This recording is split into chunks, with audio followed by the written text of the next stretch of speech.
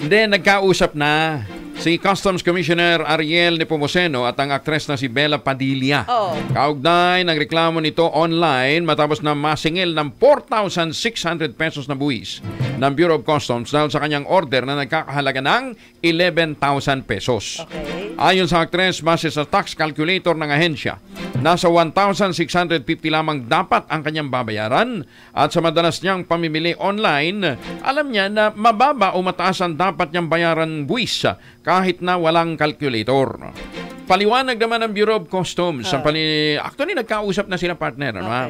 Naka-consign sa isang Krista Sullivan ang shipment at ini-assess ng DNT sa halagang 3,727 base doon sa calculator. Okay.